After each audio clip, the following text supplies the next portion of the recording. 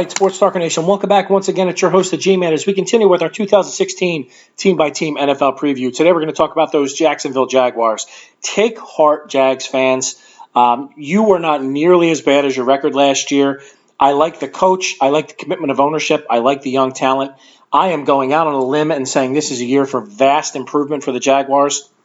Now, they have a long way to go. So do I think that gets them into the playoffs? No. But just the fact that I can mention the word playoffs without scoffing or laughing is a big step for the Jags. I think they are on the right path. So let's give a shout out to what they've done, and let's see what they can do as the upcoming year approaches.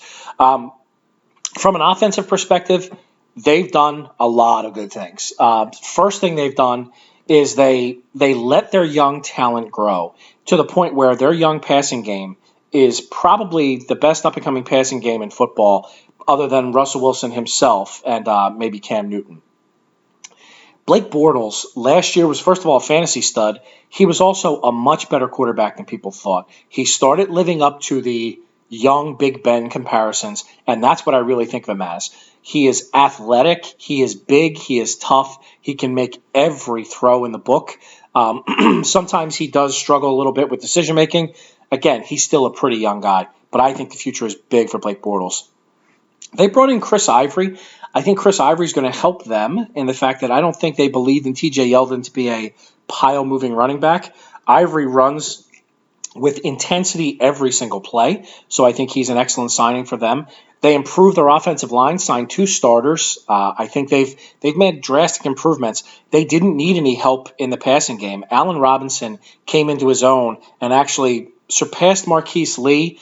Allen Hurns also surpassed Marquise Lee. They have 3 really good young receivers. They signed Julius Thomas last year. He had a bunch of injuries, but he and Mercedes Lewis give them good bookend tight ends, one that can block, one that can catch. The offense, I think, is real strong if that offensive line continues to grow. Where they made their most improvement, which gives them hope for the future, is on defense. Due to some injury challenges, Miles Jack fell into the second round. Miles Jack is an absolute stud linebacker. Fast, strong, hits, athletic, can do everything. May he only have a 6 or 7 year career? Yeah, he might. He has a degenerative knee problem, they think. If he plays 6 straight years, he was totally worth a second-round selection when they had him rated as a top 5 player. They also signed Jalen Ramsey. They desperately needed a stud corner. I think he can be one. I'm not in love with him as far as being a true shutdown Patrick Peterson type, but he gives their defensive backfield a huge immediate upgrade.